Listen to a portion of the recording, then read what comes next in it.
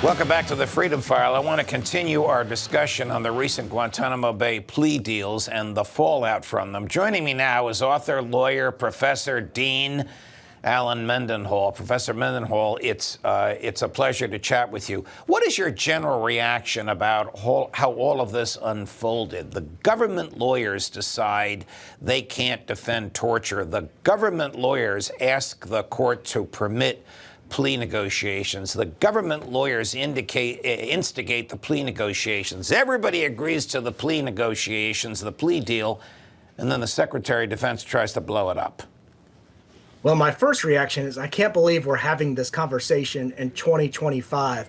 My very first day of college was 9/11. I went to Furman University. We started late, and our first day of class was 9/11. And during my college experience, I was opposed to the Iraq War. I was opposed to this Guantanamo Bay prison. And at the time, all my conservative friends were very angry at me.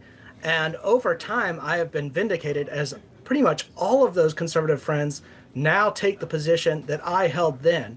But the problem with Guantanamo Bay is very deep because it gets to basically systematic legal principles in the rule of law. We're undermining the right to a fair trial. You know, a lawyer's role is ensuring that the legal process functions right, that we're safeguarding against arbitrary and unjust outcomes.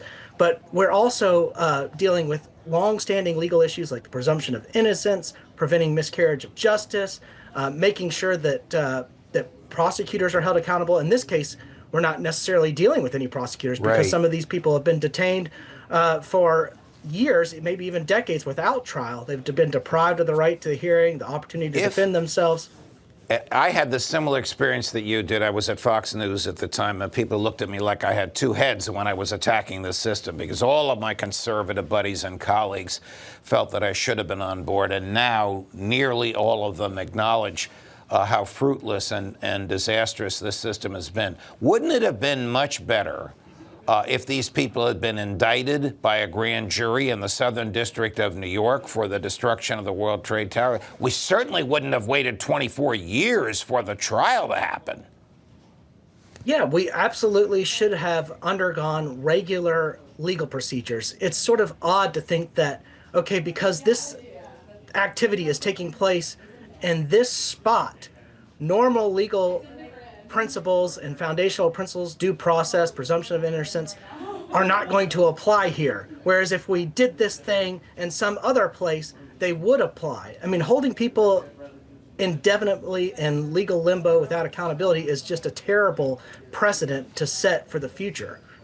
How dangerous is it, and maybe you just answered that, for the government to tinker with something as basic as due process? I mean, when the plans for Gitmo first came into play, George W. Bush, the president at the time, was advised, it's Cuba. The federal laws don't apply. The Constitution doesn't apply. And best of all, Mr. President, those pesky federal judges can't interfere with you.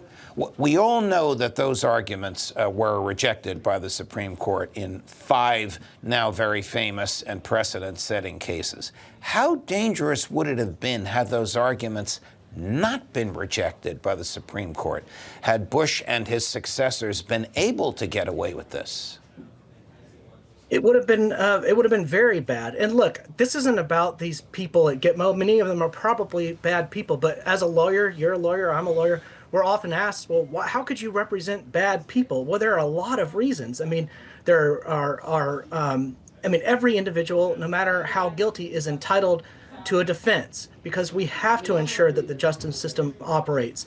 Guilt is not always clear cut. We need to make sure that punishment is proportional to the offense. All these different things, and it's one day, each of us could be subject to this procedure. We need to make sure that the integrity of our Constitution is preserved. I mean, all the important provisions of the Sixth Amendment, the Fifth Amendment, the right to speedy trial, impartial jury, that you're informed of your charges, you have a right to counsel, due process of law, all these things are very, very important. And they didn't just spring out of nowhere. They emerged out of centuries of trial and error and legal process, and to just throw them out the window is unwise.